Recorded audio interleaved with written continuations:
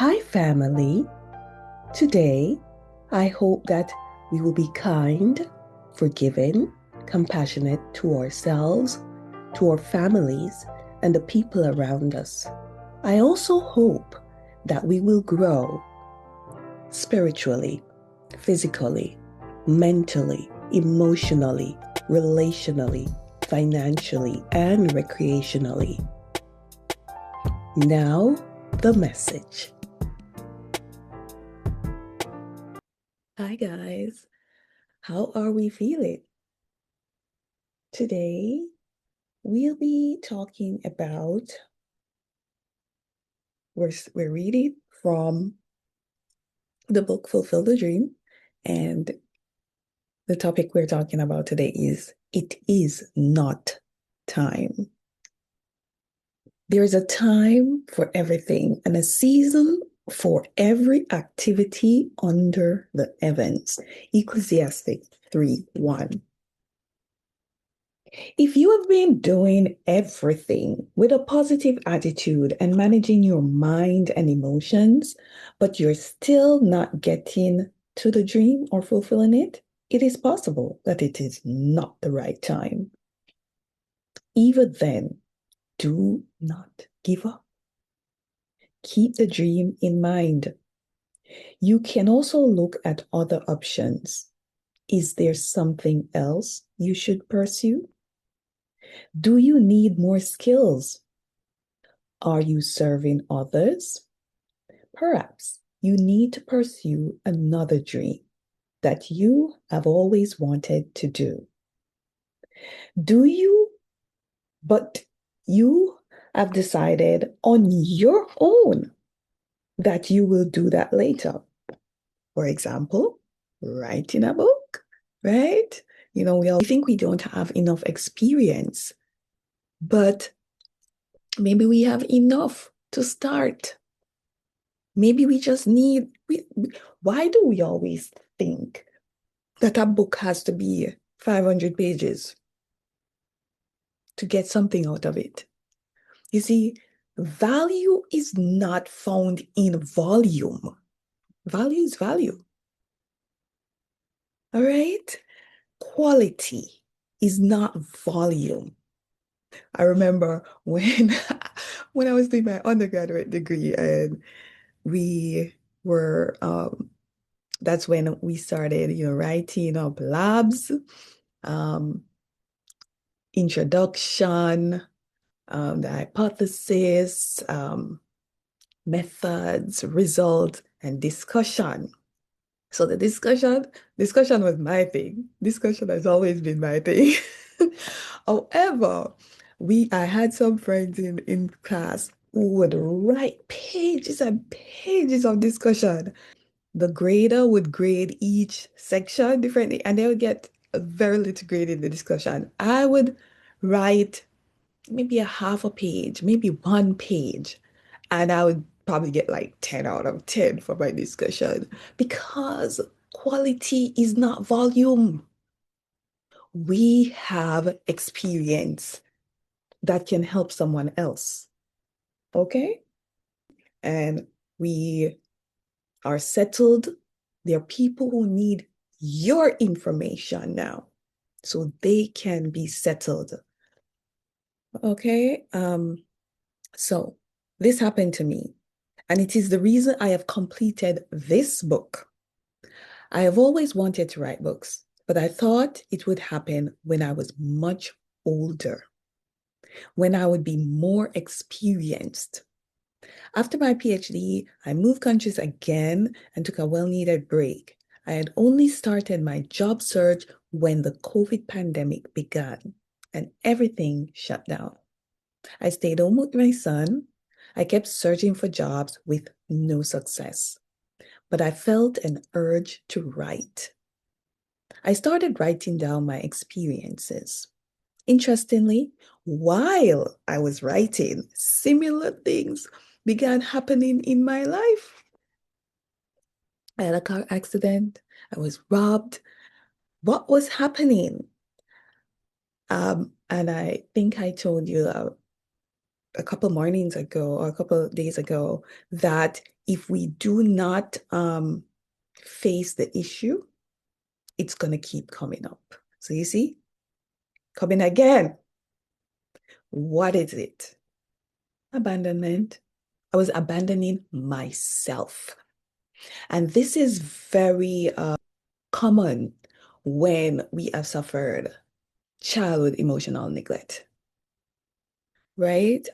We tend to neglect parts of ourselves. We may go to school for a degree in something and we just focus on that thing. But there are other parts of us that are relevant and we're not using those gifts, those strengths, those skills. And so things begin happening in our lives. There's a popular saying in Jamaica about if you don't use it, then you lose it. And it is true. But they are referring to, say, for example, you do a degree and you don't use it, you lose it. No, you don't lose your degree. You always have your degree. You always have your degree. You see? That is why we need to develop ourselves and not hoard stuff or try to accumulate things. You can lose things. When you develop yourself, you can't lose it. You can't lose it. Anywhere you go in the world, you still have yourself. Right. So when we suffer from childhood emotional neglect, we tend to neglect areas of ourselves. We we were born with gifts or strengths, whatever you want to call it, right? And we need to use them. If we don't use them, then things are taken from us. Things are taken from us. So what was happening in that time was that I needed to write the book, but because society, I was brought up in a system that says, go to school, get a job. And then everybody around me was doing that. I didn't know nobody writing no book. I see people who should be writing books and weren't doing it, but I didn't know anybody who was actually writing books. Try to get advice from people who look older, right? But doesn't mean they're more mature, okay? So try to get advice from people who look older, and they're like, no, you should get the job first. If I had not written this book, I would not have gotten a job. It's the book got me the job. You see that? This morning I asked a question, which come first? You know, sometimes we think we should do this first, but, and this is why a relationship with God is so important. Because he knows when a lot of people have, mentors and mentors when you're in, some people are just that lucky. They are in the right place at the right time and they have the right people around them. For me, I had no such luck. I had no such luck. I had to be the one to figure out what to do. And I had to go to God for my guidance because when nothing else is happening, you know, I know when things are happening. I don't need to apply to 500 jobs to know that that is not for me. In my life, I have applied for probably 3 jobs, maybe 5, the most any point in time. When I'm applying to school, 3, maybe 5. If I don't get at least one out of that, then something is wrong because I do my research before. Do your research and apply accordingly. And so we do not need to be applying to 100, 500. What is that? And you know what? Eventually, the door might open, but it doesn't mean that is where you should be. We just do we just want a job to make money? Is money the ultimate goal? It shouldn't be. But I understand.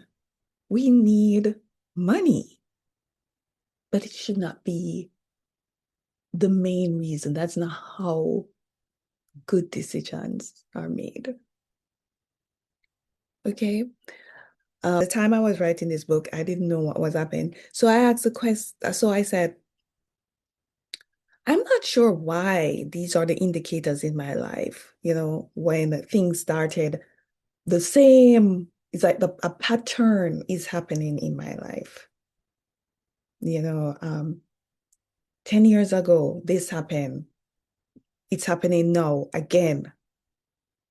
Why? Self-abandonment. Self-abandonment. And I also, for those of us who might be married, your spouse is a part of yourself. When you're married, you're no longer me and I and single. Your spouse is now a part of who you are. And that is what many of us do not get. We are married, but we're single-minded.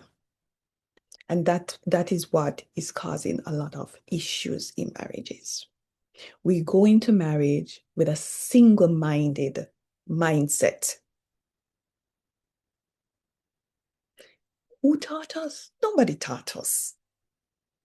You know, the society that we are in, everything is based on money. Everything is based on money. But that is not the way it should be. Core values. Choose people who have the same core values. It's not about money. It's not about titles. It's not about degrees. Core values. And you want to choose people with the right core values. All right. And you can know based on how people behave. You can know, but sometimes intentions are hidden.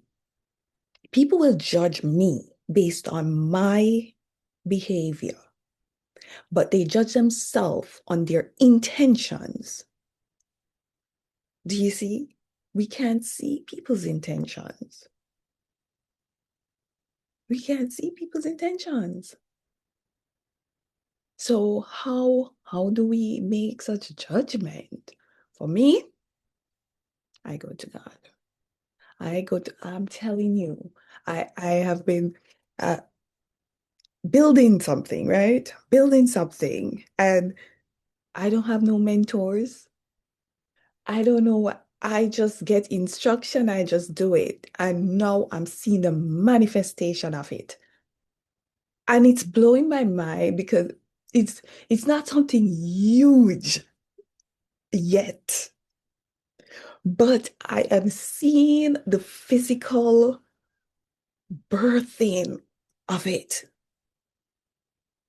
And I'm like, if I had not written that book, it's like one book. So first it's the PhD, then the book, then the blogs. Then I started sharing on social media, getting a job. And then I messed up a couple of times. So I go back and forth and back and forth, which is why it's taking so long because you have to get it right. When you're at this stage, you have to get it right. So I do a lot of back and forth. I win, I lose. I win, I lose. And the bounce back gets quicker and shorter towards the end, and then you win. But yeah, so it takes a long time because at this point, we gotta get things right.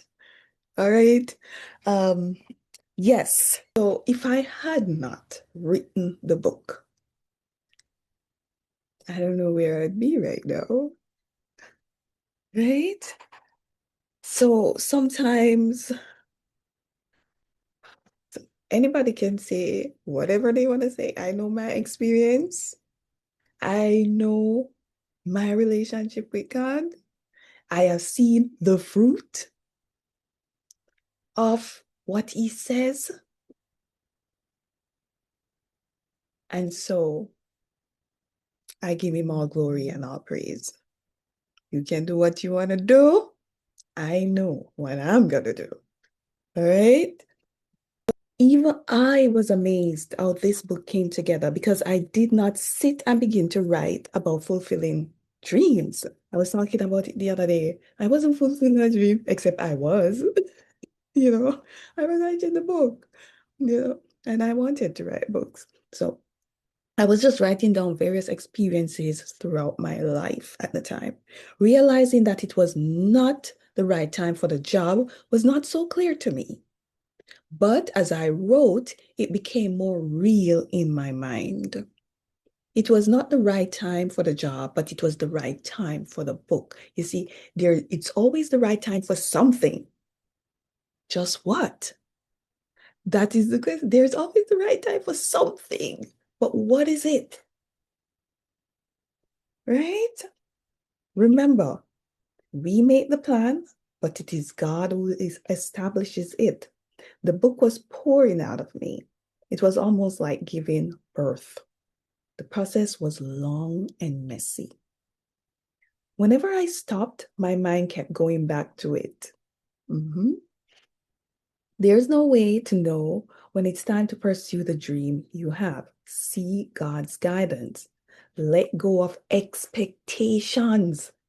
A lot of time when we pursue a dream and we say it failed, it's because of the expectations.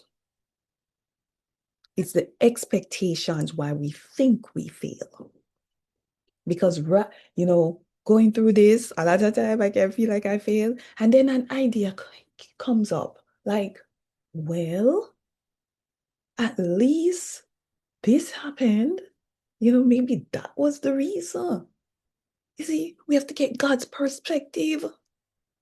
Because if we look at it from our eyes, we will not see, we are mere men, and we see things based on our experience, how we were brought up, tradition, all these things.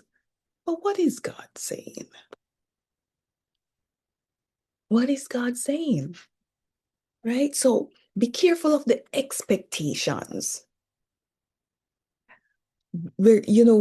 Grieve. We thought it was going to look like this, but guess what? It doesn't. However, is it all bad? Like at least, I can look at some positives. Maybe that was the reason for the experience.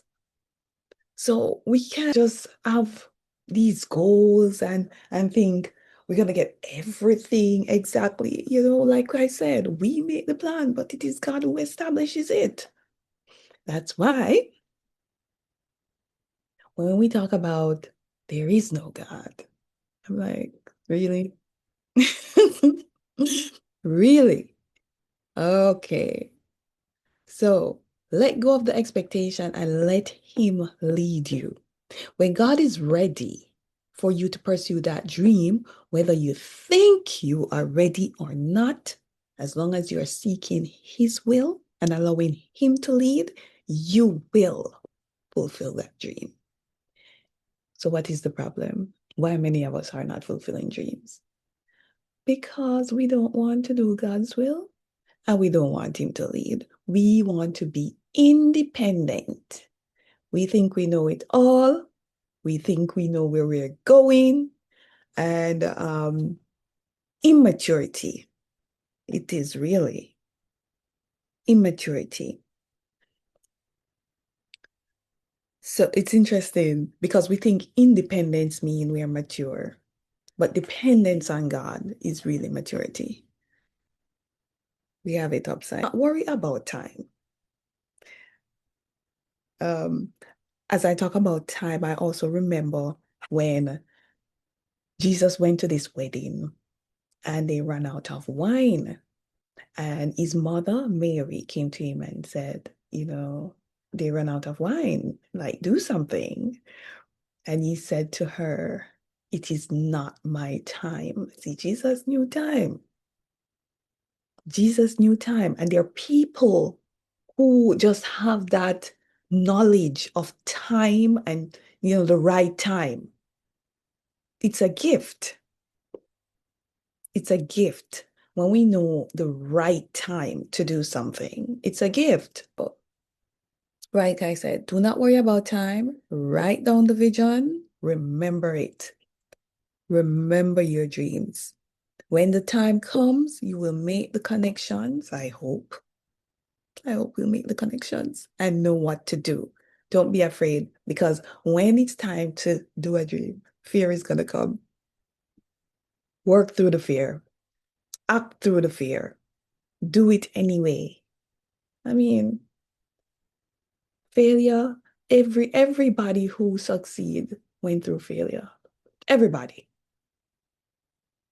So if you're afraid of failure, then you won't get your dream. Work through the fear. Work through the fear, get the dream. At the time I have decided my words will come true.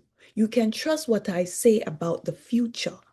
It may take a long time, but keep on waiting. It will happen. That's the word for today. I hope you will glean some insight for your life. Have a great day.